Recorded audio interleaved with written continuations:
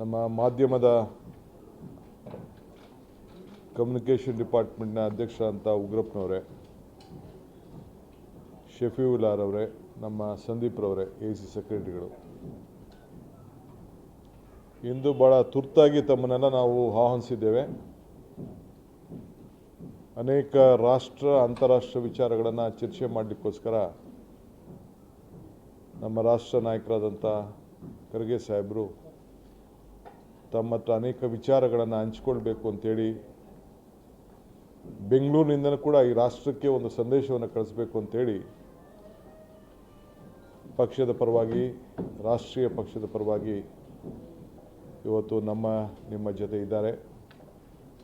ಅವರಿಗೆ ನಾನು KPCC ವತಿಯಿಂದ ಅವರಿಗೆ ನಾನು ಸ್ವಾಗತವನ್ನು ಮಾಡ್ತೇನೆ. ಮತ್ತು ತಾವೆಲ್ಲ ಕೂಡ ನಮ್ಮ ಕರೆಗೆ ಹೂಗೊಟ್ಟು ತಾವು ಕೂಡ ಈ ರಾಷ್ಟ್ರಕ್ಕೆ ಒಂದು ಸಂದೇಶವನ್ನು ಕಳಿಸಲಿಕ್ಕೋಸ್ಕರ ತಾವು ಕೂಡ ಆಗಮಿಸಿದ್ದೀರಿ. ತಮ್ಮನ್ನು ಕೂಡ ನಮ್ಮ ಪಕ್ಷದ ಪರವಾಗಿ ನಾನು ಸ್ವಾಗತ ಮಾಡಿ ಮಾಧ್ಯಮವನ್ನು ಉದ್ದೇಶಿಸಿ ಮಾತಾಡಲಿಕ್ಕೆ ಖರ್ಗೆ ಸಾಹೇಬರಿಗೆ ನಾನು ಮನವಿಯನ್ನು ಮಾಡಿಕೊಡ್ತಾ ಇದ್ದೀನಿ.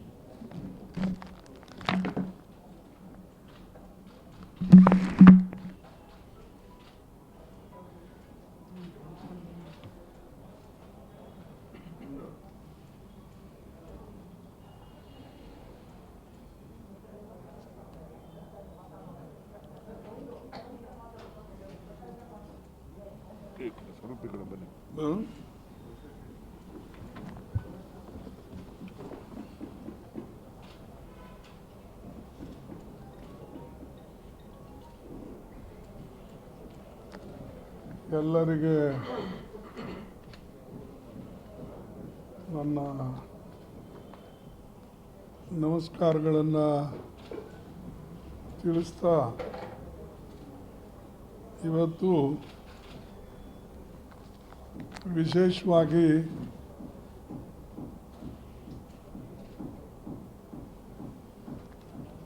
TV ಮತ್ತು ಪ್ರಿಂಟ್ ಮೀಡಿಯಾ ಮುಖಾಂತರ ಕೆಲವು ವಿಚಾರಗಳನ್ನು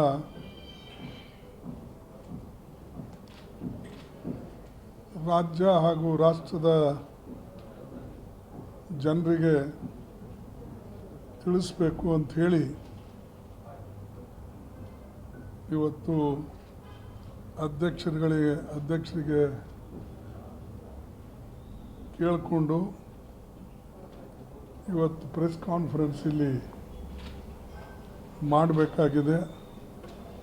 ಅದಕ್ಕಾಗಿ ತಾವು ಅದನ್ನು ಅನುವು ಮಾಡಿಕೊಡಬೇಕು ಅಂಥೇಳಿ ನಾನು ಕೇಳಿಕೊಂಡೆ. ಅವರು ಶಾರ್ಟ್ ಪೀರಿಯಡ್ನಲ್ಲೇ ಇದನ್ನು ಇವತ್ತು ಅರೇಂಜ್ ಮಾಡಿದ್ದಾರೆ. ಅದಕ್ಕೆ ಅವರಿಗೆ ನಾನು ಧನ್ಯವಾದಗಳನ್ನು ಹೇಳ್ತೇನೆ. ಇವತ್ತು ವಿಶೇಷವಾಗಿ ಪತ್ರಿಕಾ ಪರಿಷತ್ತನ್ನು ಕರೀತಕ್ಕಂಥ ಸಂದರ್ಭ ಏಕೆ ಬಂತಂದರೆ,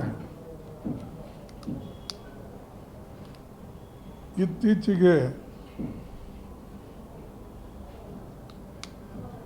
ಜೂನ್ 15, 16 ಏನು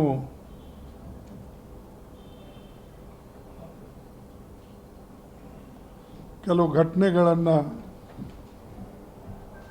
ನಮ್ಮ ಲದಾಖ್ ಭಾಗದಲ್ಲಿ, ವಿಶೇಷವಾಗಿ ಗಲ್ವಾನ್ ಏರಿಯಾದಲ್ಲಿ ಏನು ಚೀನಾದವರು ನಮ್ಮ ಮೇಲೆ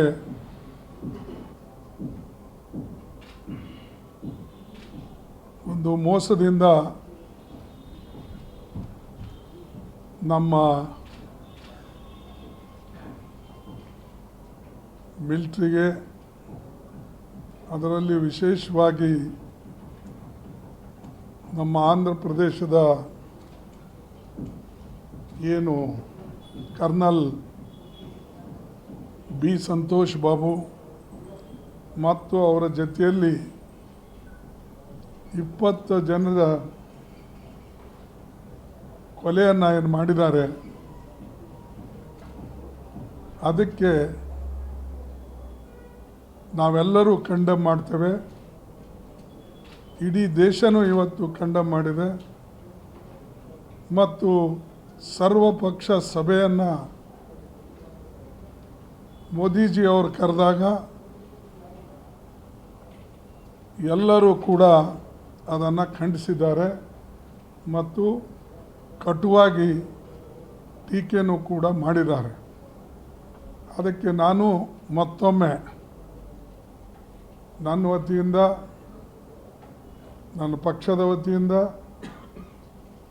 ನಮ್ಮ ರಾಜ್ಯದ ಜನತೆ ವತಿಯಿಂದ ಮತ್ತು ವಿಶೇಷವಾಗಿ ರಾಷ್ಟ್ರದ ಎಲ್ಲ ಜನರ ವತಿಯಿಂದ ಮತ್ತೊಮ್ಮೆ ನಾನು ಖಂಡನೆ ಮಾಡ್ತೇನೆ. ಚೈನಾದವರು ಯಾವಾಗಲೂ ಕೂಡ ಮೊದಲೇ ಪ್ರೀತಿಯನ್ನು ತೋರಿಸ್ತಾರೆ, ಬಹಳ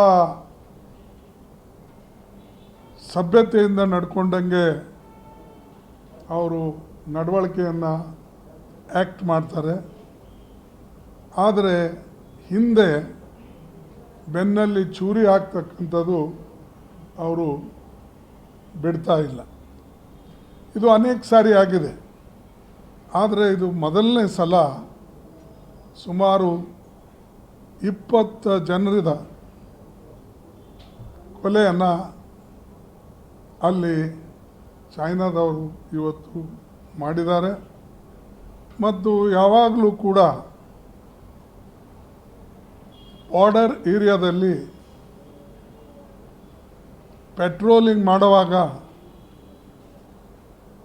ನಮ್ಮ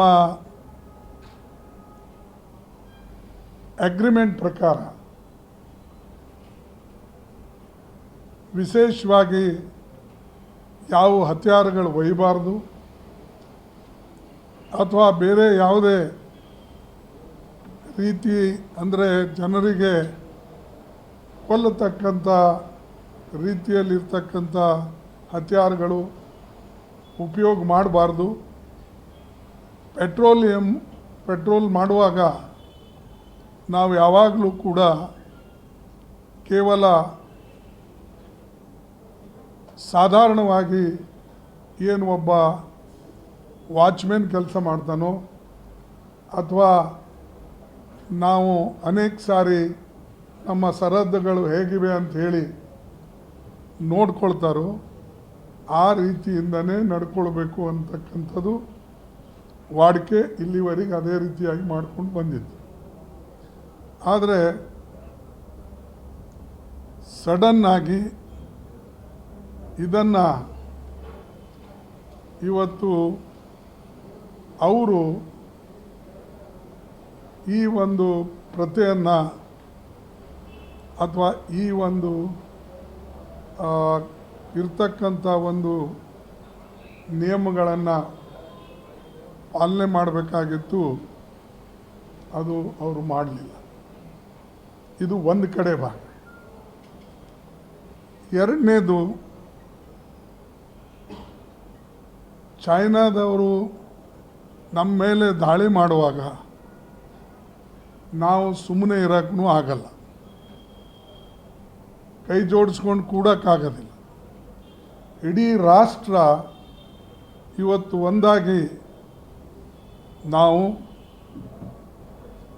ಸರ್ಕಾರ ಜೊತೆಯಲ್ಲಿದ್ದೇವೆ, ದೇಶದ ಜೊತೆಯಲ್ಲಿದ್ದೇವೆ, ದೇಶದ ಸೈನಿಕರ ಜೊತೆಯಲ್ಲಿದ್ದೇವೆ ಮತ್ತು ನಮ್ಮ ಪ್ರತಿಯೊಬ್ಬ ಸೈನಿಕನಿಗೆ ಸಂಪೂರ್ಣ ಬೆಂಬಲವನ್ನು ಕೊಡ್ತಕ್ಕಂಥದ್ದು ನಾವು ಮಾಡ್ತೀವಿ.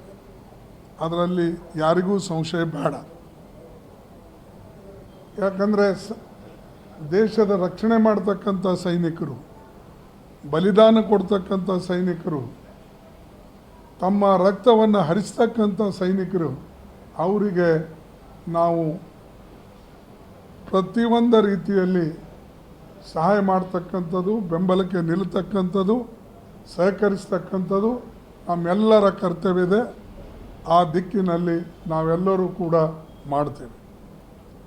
ದೇಶದ ಮೇಲೆ ಯಾವಾಗ ಯಾವಾಗ ಸಂಕಟಗಳು ಬರ್ತವೆ, ತೊಂದರೆಗಳು ಬರ್ತವೆ, ಆವಾಗ ಇಡೀ ದೇಶ ಎದ್ದು ನಿಂತಿದೆ.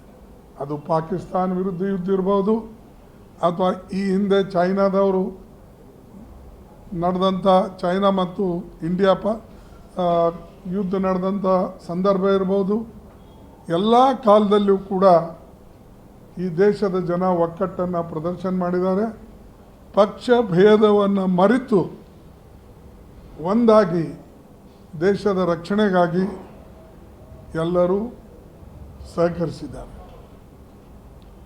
ಅದಕ್ಕಾಗಿ ನನಗೆ ಹೆಮ್ಮೆ ಇದೆ. ಪಕ್ಷ ಯಾರೇ ಆಳ್ಬೋದು, ಇವತ್ತು ಯಾರೇ ಅಧಿಕಾರದಲ್ಲಿರ್ಬೋದು, ಯಾರೇ ಪ್ರಧಾನಮಂತ್ರಿ ಇರ್ಬೋದು, ಯಾರೇ ರಕ್ಷಣಾ ಮಂತ್ರಿ ಇರ್ಬೋದು, ಅಥವಾ ಯಾರೇ ಅಧಿಕಾರದಲ್ಲಿದ್ದು ಆಳ್ತಾ ಇರ್ಬೋದು. ಆದರೆ ನಮಗೆ ದೇಶದ ಸಾವರಿಂಟಿ ಮುಖ್ಯ, ಇಂಟಿಗ್ರಿಟಿ ಮುಖ್ಯ, ಮತ್ತು ದೇಶದ ನಮ್ಮ ಗಡಿಯನ್ನು ರಕ್ಷಣೆ ಮಾಡ್ತಕ್ಕಂಥದ್ದು ನಮ್ಮೆಲ್ಲರ ಒಂದು ಮುಖ್ಯ ಕರ್ತವ್ಯ ಆಗಿದೆ. ಆ ದಿಕ್ಕಿನಲ್ಲಿ ನಾವು ಸದಾಕಾಲ ಇದನ್ನು ಮಾಡ್ಕೊಂಡು ಬಂದಿದೆ. ಆದರೆ ಒಂದು ಮಾತನ್ನು ನಿಮ್ಮ ಗಮನಕ್ಕೆ ಮತ್ತು ದೇಶದ ಜನರ ಗಮನಕ್ಕೆ ತರ್ತಕ್ಕಂಥ ಅವಶ್ಯಕತೆ ಇದೆ. ಈ ಹಿಂದೆ ಅನೇಕ ಸಾರಿ ಕಾಂಗ್ರೆಸ್ ಪಕ್ಷದ ವತಿಯಿಂದ ಮತ್ತು ಅನೇಕ ಹಿರಿಯ ಮುಖಂಡರು ಕೂಡ ಆರ್ಮಿ ರಿಟೈರ್ಡ್ ಚೀಫ್ನು ಕೂಡ ಎಷ್ಟು ಜನ ಇವತ್ತು ಜನರಲ್ಸ್ ಇದ್ದಾರೋ, ಲೆಫ್ಟಿನೆಂಟ್ ಜನರಲ್ಸ್ ಇದ್ದಾರೋ, ಅಥವಾ ಬೇರೆ ಬೇರೆ ಹುದ್ದೆಯಲ್ಲಿ ಕೆಲಸ ಮಾಡ್ತಕ್ಕಂಥವರು ಸ್ಪಷ್ಟವಾಗಿ ಹೇಳಿದ್ದಾರೆ,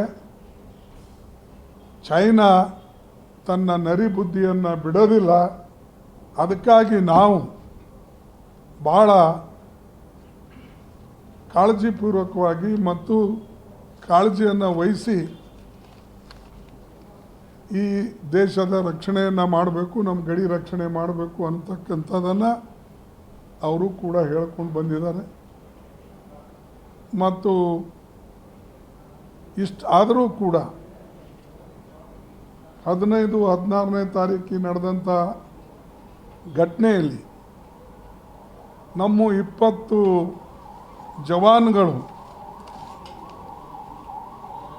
ಇವತ್ತು ಅವರ ಬಲಿದಾನ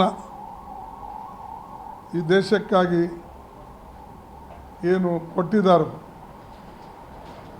ಅದರ ಬಗ್ಗೆ ಇವತ್ತು ಕೆಲವು ವಿಷಯಗಳನ್ನು ನಾವು ಕೇಳ್ತಕ್ಕಂಥದ್ದು ಅವಶ್ಯ ಇದೆ. ಒಂದು, ಆಲ್ ಪಾರ್ಟಿ ಮೀಟಿಂಗ್ನಲ್ಲಿ ಮೋದಿಜಿಯವರು ಒಂದು ಮಾತನ್ನು ಹೇಳಿದರು, ನಮ್ಮ ಗಡಿ ಭಾಗದಲ್ಲಿ ಒಳಗಡೆ ಯಾರೂ ಬಂದಿಲ್ಲ, ನಮ್ಮ LAC ಯಾರೂ ದಾಟಿಲ್ಲ, 1 ಇಂಚ ಭೂಮಿನೂ ಕೂಡ ಯಾರೂ ತೆಗೆದುಕೊಂಡಿಲ್ಲ, ಆಕ್ಯುಪೈ ಮಾಡಿಲ್ಲ, ಅಥವಾ ನಮ್ಮ ಯಾವುದೇ ಭಾಗದಲ್ಲಿ ಯಾವ ತೊಂದರೆನೂ ಕೂಡ ಆಗಿಲ್ಲ ಅನ್ನತಕ್ಕಂಥ ರೀತಿಯಲ್ಲಿ ಅವರು ಸ್ಪಷ್ಟವಾಗಿ ಹೇಳಿದ್ದಾರೆ. ಅದನ್ನು ನೀವೆಲ್ಲರೂ ಕೂಡ ಕೇಳಿದಿರಿ. ಅದಕ್ಕೆ ನಾನು ಒಂದೇ ಒಂದು ಮಾತನ್ನು ಇವತ್ತು ನಾನು ಕೇಳಬೇಕಾಗಿದೆ. ಇದು ಎಲ್ಲ ಪತ್ರಿಕೆಯಲ್ಲೂ ಕೂಡ ಇವತ್ತು ಬಂದಿದೆ. ಇವತ್ತು ನೀವೆಲ್ಲ ಎಡಿಟೋರಿಯಲ್ ತೆಗೆದು ನೋಡಿ, ಹಿಂದೂದಾಗ ನೋಡಿ, ಡೆಕ್ಕನ್ ಹೆರಾಲ್ಡ್ ಎಡಿಟೋರಿಯಲ್ಸ್ ನೋಡಿ, ಅಥವಾ ಹಿಂದೂ ಎಡಿಟೋರಿಯಲ್ಸ್ ನೋಡ್ರಿ, ಆಮೇಲೆ ಕೆಲವು ಆರ್ಟಿಕಲ್ಸ್ ನೋಡ್ರಿ, ಪ್ರತಿಯೊಂದರಲ್ಲೂ ಕೂಡ ಇವತ್ತು ಮೋದಿಯವರು ಆಲ್ ಪಾರ್ಟಿಯಲ್ಲಿ ಹೇಳಿದ್ದೇ ಒಂದು, ಗಡಿ ಭಾಗದಲ್ಲಿ ನಡೆದಿದ್ದೇ ಒಂದು ಅನ್ನತಕ್ಕಂಥದ್ದು ಸ್ಪಷ್ಟವಾಗಿ ಇದು ಕಾಣ್ತಾ ಇದೆ. ಇದು ಆಗಬಾರ್ದು. ಯಾಕಂದರೆ ಈ ದೇಶದ ಪ್ರಧಾನಮಂತ್ರಿಗಳು ಒಂದು ಮಾತನ್ನು ಆಡಿದರೆ ಅದಕ್ಕೆ ದೊಡ್ಡ ಹೆಚ್ಚಿನ ಬೆಲೆ ಇರ್ತದೆ. ಆದರೆ ಇವತ್ತು ಜನರ ಮುಂದೆ ಅವರು ಹೇಳ್ತಕ್ಕಂಥದ್ದು ಒಂದು ಮಾಡಿದರು, ಮತ್ತು ಆಮೇಲೆ ಇವತ್ತು ಒಂದೇ ಒಂದು ನಿಮ್ಮ ಗಮನಕ್ಕೆ ನಾನು ತರ್ತೇನೆ. ಅವರು ನಮ್ಮ ಯಾವುದೇ ಭಾಗದಲ್ಲಿ ಚೈನಾದವರು ಅಥವಾ ಅವ್ರ ಸೈನ್ಯ ನುಗ್ಗಿಲ್ಲ, ನುಸುಳಿಲ್ಲ, ಒಳಗೆ ಬಂದಿಲ್ಲ ಅಥವಾ ಏನು ತೊಂದರೆ ಆಗಿಲ್ಲ ಅಂತಕ್ಕಂಥದ್ದು ಹೇಳಿದ್ರು. ಅದಕ್ಕೆ ಯಾರೂ ಬರದೇ ಇದ್ದರೆ 20 ಜನ ಹೇಗೆ ಇವತ್ತು ಅವರು ಬಲಿಯಾದರು, 21 ಕರ್ನಲ್ ಹೇಗೆ ಮೃತಪಟ್ಟ, ಅಥವಾ ಯಾರು ಕೊಂದರು, ಅವರಿಗೆ ಎಲ್ಲಿ ಕೊಂದರು, ಯಾವ ಜಾಗದಲ್ಲಿ ಕೊಂದರು, ಯಾರೇ ಒಳಗೆ ಬರಲಿಲ್ಲ, ನೀವು ಅವ್ರ ಕಡೆ ಹೋಗಲಿಲ್ಲ, ಮತ್ತು ಎಲ್ಲಿ ಈ ಜನರನ್ನು ಅಥವಾ ಈ ಸೈನಿಕರನ್ನು ಯಾರು ಹೊಡೆದ್ರು, ಎಲ್ಲಿ, ಈ ಮಾತನ್ನು ನಮ್ಮ ಅನೇಕ ನಾಯಕರು ಎತ್ತಿದ್ರು ಮತ್ತು ವಿರೋಧ ಪಕ್ಷದವರು ಕೂಡ ಇದರ ಬಗ್ಗೆ ಕೆಲವು ಕಡೆ ಮಾತನಾಡಿದ್ದಾರೆ. ಆದರೂ ಕೂಡ ಒಂದು ಮಾತು ಹೇಳಿದ್ರೆ ಅವರು, ಈ ರೀತಿಯಾಗಿ ಹೇಗಾಯಿತು ಅಂತ ಹೇಳಿ ಕೇಳಿದಾಗ, ಇಲ್ಲ ಪ್ರಧಾನಮಂತ್ರಿಗಳ ಮಾತಿಗೆ ಮಿಸ್ಇಂಟರ್ಪ್ರಿಟ್ ಮಾಡ್ತಾ ಇದ್ದಾರೆ, ಅಲ್ಲಿಗೆ ಅವರು ಆಗಲಿಲ್ಲ, ಇದು ಮಿಸ್ಚಿವಸ್ ಇಂಟರ್ಪ್ರಿಟೇಷನ್ ಅಂತ ಹೇಳಿದ್ರು. ಆದರೆ ಮಿಸ್ಚಿವಸ್ ಇಂಟರ್ಪ್ರಿಟೇಷನ್ ಅಲ್ಲ, ನೀವು ಹೇಳಿದ್ದೆ ಯಾರೂ ಬರಲಿಲ್ಲ, ಯಾರೂ ನಮ್ಮವ್ರು ಆ ಕಡೆ ಹೋಗಲಿಲ್ಲ, ಅವರು ಈ ಕಡೆ ಬರಲಿಲ್ಲ ಅಂತ ನೀವೇ ಹೇಳಿದ್ರಿ. ಆದರೆ ಇವತ್ತು 20 ಜನ ಬಲಿದಾನ ಆಗಿದ್ದು ಹೇಗೆ ಅನ್ನತಕ್ಕಂಥ ಪ್ರಶ್ನೆ ಇವತ್ತು ನಮ್ಮ ಮುಂದೆ ಇದೆ. ಅದಕ್ಕೆ ನಿಮಗೆ 3 ಸೆಂಟೆನ್ಸ್ 4 ಸೆಂಟೆನ್ಸ್ ನಾವು ಓದಿ ಹೇಳ್ತೇನೆ. ಅದು ನಾನು ಬರೆದಿದ್ದಲ್ಲ, ಹಿಂದೂದಲ್ಲಿ ಇದು ಎಡಿಟೋರಿಯಲ್ನಲ್ಲೇ ಬಂದಂಥ ವಿಷಯ. Even if the PMO attributed the political storm to a mischievous interpretation, it is more than clear that the PM did not choose his words carefully. In fact, his remarks have already been seized upon by the Chinese state media and were seen as endorsing Beijing's claim that its troops did not cross the LAC and justifying the People's Liberation Army's recent actions. The MEA issued its own statement on Saturday, reiterating that the Chinese had crossed the LAC and erected structures across the line. ಇದು ಅವರು foreign minister ಒಂದು ಹೇಳ್ತಾರೆ, ಅವರು defence minister ಒಂದು ಹೇಳ್ತಾರೆ, ಮತ್ತು ಪ್ರಧಾನಮಂತ್ರಿಗಳು ಒಂದು ಹೇಳ್ತಾರೆ. ಪ್ರಧಾನಮಂತ್ರಿಗಳೇನು ಹೇಳಿದ್ರು, ಆಲ್ ಪಾರ್ಟಿ ಮೀಟಿಂಗ್ನಲ್ಲಿ ಓಪನ್ಲಿ ಅವರು ಈ ಮಾತನ್ನು ಹೇಳಿದರು. Not only was the violence on the right of June 15 soldiers triggered by China erecting structures on India's side of the LAC in the Galwan Valley. Chinese troops still remain present on Indian territory elsewhere in Ladakh. including on the northern bank of Pengon Lake, after the problems with his remarks were highlighted by the opposition. The Prime Minister's office was moved to issue a much needed clarification on Saturday. ಈಗ ನಾ ಹೇಳಿದೆ ಅವರು clarification ಕೊಟ್ಟರು ಕೂಡ ಈ ರೀತಿಯಾಗಿ ಕೊಟ್ಟರು. ಇದು ಯಾಕೆ ಈ ಮಾತುಗಳನ್ನು ಹೇಳ್ತೀನೆಂದರೆ, ಪ್ರಧಾನಮಂತ್ರಿಗಳು ಮಾತನಾಡುವಾಗ ಅವರು ಭಾಳ ಕೇರ್ಫುಲ್ಲಾಗಿ ಮಾತಾಡ್ತಕ್ಕಂಥದ್ದು ಒಳ್ಳೆಯದು. ನಾವು ದೇಶದ ಮೇಲೆ ಬೇರೆಯವರು ದಾಳಿ ಮಾಡುವಾಗ ನಾವು ಸುಮ್ಮನೆ ಇರೋಕ್ಕಾಗದೆ, ನಾವು ದೇಶದ ಜನರು ಒಕ್ಕಟ್ಟಾಗಿ ಇದನ್ನು ಎದುರಿಸ್ತೇವೆ. ಚೈನಾಗೆ ಏನು ಉತ್ತರ ಕೊಡಬೇಕು ಅದು ನಾವು ಕೊಡ್ತೇವೆ, ಎಲ್ಲರೂ ಕೂಡಿ ಕೊಡೋಣ. ಆದರೆ ಈ ದೇಶದ ಜನರಿಗೆ ನೀವು ಸತ್ಯವನ್ನು ಹೇಳಬೇಕು. ಸತ್ಯ ಮರೆಮಾಚಬಾರ್ದು.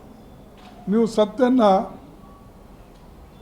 ಮುಚ್ಚಾಕಿದ್ರೆ ಅದು ಎಲ್ಲಾದರೂ ಗೊತ್ತಾಗ್ತದೆ. ಅದಕ್ಕಾಗಿ ಇವತ್ತು ಇದ್ರ ಮೇಲೆ ಎಲ್ಲರೂ ಕೂಡ ಇವತ್ತು ಆರ್ಟಿಕಲ್ಸ್ ಬರೆದಿದ್ದಾರೆ. ಹಿಂದೂನು ಬರೆದರು, ಹಿಂದೆ ಫಾರಿನ್ ಸೆಕ್ರೆಟರಿ ಇದ್ದಳು ದಿಸ್ ನಿರುಪಮ್ ರಾವ್, ಈಗ ಅವರು ಕೂಡ ಬರೆದಿದ್ದಾರೆ. ಆಮೇಲೆ ಈ ಡೆಕ್ಕನ್ ಹರ್ಲ್ಡ್ನಲ್ಲಿ ಅವ್ರದ್ದು ಆರ್ಟಿಕಲ್ನು ಕೂಡ ಇವತ್ತು PM's ರಿಮಾರ್ಕ್ ರೇಜಸ್ ಮೋರ್ ಕ್ವಶನ್ಸ್. ಇವೆಲ್ಲ ನಮ್ಮಲ್ಲ ಕಾಮೆಂಟ್ಸ್, ಇವೆಲ್ಲ ಕಾಮೆಂಟ್ಸು ಎಕ್ಸ್ಪರ್ಟ್ಸು ಎಲ್ಲರ ಕಾಮೆಂಟ್ಸ್ ಇದೆ. ಮತ್ತು ಇವತ್ತು ಇಷ್ಟಾದರೂ ಕೂಡ ಏನೋ ಮೋದಿಜಿ ಅವರಿಗೆ ಯಾಕೇನೋ ಒಪ್ಕೊಳ್ಳೋಕೆ ಅವ್ರು ತಯಾರಿಲ್ಲ. ಅವರು ಯಾವಾಗಲೂ ಕೂಡ ಅವರು ಹೇಳಿದ್ದೇ ಸರಿ ಅಂಥೇಳಿ ಹೇಳ್ಕೊಳ್ತಾರೆ. ಮತ್ತು ಇವತ್ತು ನೀವೆಲ್ಲರೂ ಕೂಡ ಈ ಆರ್ಟಿಕಲ್ಗಳನ್ನು ನೋಡಿದಾಗ ನಿಜವಾಗಲೂ ನಮ್ಮೆಲ್ಲರಿಗೆ ಬೇಜಾರಾಗ್ತದೆ. ನಮ್ಮ ಸರ್ಕಾರ, ನಮ್ಮ ಪ್ರಧಾನಮಂತ್ರಿಗಳು ಈ ರೀತಿಯಾಗಿ ಯಾಕೆ ಈ ನಡವಳಿಕೆಯನ್ನು ಅವ್ರು ಇಟ್ಕೊಂಡಿದ್ದಾರೋ ಅಂತಕ್ಕಂಥದ್ದು ನನಗೆ ಗೊತ್ತು. ಇದ್ರ ಬಗ್ಗೆ ರಾಹುಲ್ ಗಾಂಧೀಜಿಯವರು 29ನೇ ತಾರೀಕೆ ಅವ್ರು ಕೇಳಿದರು, ನೋಡಿ ಹಿಂಗೇನೋ ಗಲಾಟೆ ನಡೆದಿದೆ ಬಾರ್ಡರ್ ಮೇಲೆ, ನಮಗೆಲ್ಲ ಸುದ್ದಿ ಬರ್ತಾ ಇದೆ, ನಾವೆಲ್ಲರೂ ಕೂಡ 29th May the government silence about the border situation with China is fueling massive speculations, uncertainty at the time of crisis. Government of India must come clean and tell India exactly what is happening. 29th May. ಅದು ಆದಮೇಲೆ 3rd June ಆಯಿತು, 8th ಇದೆ, 9th ಇದೆ. ನಾವು ಇವೆಲ್ಲ ಹೇಳಕ್ಕೆ ಹೋಗೋದಲ್ಲ, serial chronologically ನಾ ಎಲ್ಲನೂ ಕೂಡ ನಮ್ಮಲ್ಲೂ ಅದರದ್ದು ಇದು ಇದೆ. ಆದರೆ ಇಷ್ಟೆಲ್ಲ ಹೇಳಿದ್ರು ಕೂಡ ಅವರು ಅಪ್ರತ್ಯಕ್ಷವಾಗಿ ಬೇರೆ ಪಕ್ಷಗಳಿಗೆ ಟೀಕೆ ಮಾಡೋದೇ ನೋಡ್ತಾರೆ ಹೊರತಾಗಿ ನಾವೆಲ್ಲರೂ ಸೇರಿ ದೇಶವನ್ನು ಉಳಿಸೋಕ್ಕೆ ಏನು ಪ್ರಯತ್ನ ಮಾಡಬೇಕು ಅದು ಹೇಳಲ್ಲ. What we together can do for the country ಅದು ಹೇಳಲ್ಲ. ಆದರೆ ಅವರು ತಾವು ಹೇಳಿದ ನಿಜ ಅಂತ ಹೇಳಿ ಅದರ ಮೇಲೆ ಹೋಗ್ತಾರೆ. ಮತ್ತು ಇವತ್ತು ಡಾಕ್ಟರ್ ಮನಮೋಹನ್ ಸಿಂಗ್ ಅವರು ಕೂಡ ಹೇಳಿದ್ದಾರೆ, ಅವರು ಕೂಡ ಸ್ಪಷ್ಟವಾಗಿ ತಿಳಿಸಿದ್ದಾರೆ, ನಾವು ಸತ್ಯವನ್ನು ಮುಚ್ಚಾಕೋಕ್ಕಾಗೋದಿಲ್ಲ. ಅವರು ತಮ್ಮ ಹೇಳಿಕೆಯಲ್ಲಿ ಒಂದು ಮಾತನ್ನು ಹೇಳಿದ್ದಾರೆ. At this moment we stand at historic crossroads. Our government decisions and actions will have a serious bearing on how the future generations pursue us. Those who lead us bear the weight of solemn duty. And in our democracy, that responsibility rests with the office of the Prime Minister. The Prime Minister must always be mindful of the implications of his words and declarations on our nation's security as also strategic and territorial interests. We cannot and will not cow down by threats and intimidation, nor permit a compromise with our territorial integrity. ಅಂದರೆ ಇದು ಚೈನಾಕ್ಕೂ ಅವರು ಹೇಳಿದ್ದಾರೆ. ಇವರು ಏನು ಇಲ್ಲಿ ಇವತ್ತು ಎಡವಿದಾರೋ ಅದ್ರ ಬಗ್ಗೆನೂ ಕೂಡ ಸೂಕ್ಷ್ಮವಾಗಿ, ಸಹಜವಾಗಿ ಮೋದಿಯವರು ಉಪಯೋಗ ಮಾಡ್ತಕ್ಕಂಥ ಭಾಷೆ ಮನಮೋಹನ್ ಸಿಂಗ್ ಅವರು ಯೂಶ್ವಲಿ ಉಪಯೋಗ ಮಾಡೋದಿಲ್ಲ. ಅವರು ಸೂಕ್ಷ್ಮವಾಗಿ 2-3 ಸೆಂಟೆನ್ಸ್ನಲ್ಲೇ ಹೇಳಿದ್ದಾರೆ. ಇದನ್ನು ನಾವು ಮಾತಾಡಾಗ ಶಬ್ದಗಳ ಬಳಕೆ ಸರಿ ಇರಬೇಕು, ಅದರ ಅರ್ಥ ಜನರಿಗೆ ಸರಿಯಾದ ರೀತಿಯಿಂದ ಗೊತ್ತಾಗ್ತಕ್ಕಂಥದ್ದು ಇರಬೇಕು. ಕೇವಲ ಭಾಷಣಕ್ಕಾಗಿ ಭಾಷಣ ಮಾಡಬಾರ್ದು ಅಂತಕ್ಕಂಥದ್ದನ್ನು ಅವ್ರು ತಿಳಿಸಿದ್ದಾರೆ. ಅದಕ್ಕಾಗಿ ಆ ಸ್ಟೇಟ್ಮೆಂಟು ಕೂಡ ನಾವು ಫುಲ್ಲಿ ಎಂಡೋರ್ಸು ಮಾಡ್ತೇನೆ ಮತ್ತು ನನ್ನ ಕೆಲವು ಮಾತುಗಳನ್ನು ಕೂಡ ಇವತ್ತು ನಿಮ್ಮ ಮುಂದೆ ಇಟ್ಟಿದ್ದೇನೆ. ಇದು ದೇಶದ ಜನತೆಗೆ ತಿಳಿಸ್ಬೇಕು, ಇದು ಅವಶ್ಯ ಇದೆ. ಅದಕ್ಕಾಗಿ ನಾವು ನೀವು ಎಲ್ಲರೂ ಕೂಡ ಇದರ ಬಗ್ಗೆ ಚಿಂತನೆ ನಡೆಸಿ ಒಬ್ಬರನ್ನ ಒಬ್ಬರು ಸಹಕರಿಸ್ತಕ್ಕಂಥದ್ದು ಆಗಬೇಕು. ಮತ್ತು ನಮ್ಮ ಕರ್ನಲ್ ಸಂತೋಷ್ ಬಾಬು ಮತ್ತು ಅವ್ರ ಜೊತೆಯಲ್ಲಿ 20 ಜನ ಅವರೆಲ್ಲರಿಗೂ ಕೂಡ ಹೃತ್ಪೂರ್ವಕವಾದಂಥ ಶ್ರದ್ಧಾಂಜಲಿನೂ ಕೂಡ ನಾವು ಅರ್ಪಿಸ್ತೇವೆ. ಮತ್ತು ವಿಶೇಷವಾಗಿ ಅವರ ಕುಟುಂಬಕ್ಕೆ ಏನು ಇವತ್ತು ಹಾನಿಯಾಗಿದೆ ಅಥವಾ ದುಃಖ ಆಗಿದೆ, ಆ ದುಃಖವನ್ನು ಸಹಿಸ್ತಕ್ಕಂಥ ಶಕ್ತಿ ಅವರಿಗೆ ದೇವರು ಕೊಡಲಿ ಅಂತೇಳಿ ಈ ಸಂದರ್ಭದಲ್ಲಿ ಹೇಳಿ ನನ್ನ ಈ ಹೇಳಿಕೆಯನ್ನು ಮುಗಿಸ್ತೇನೆ.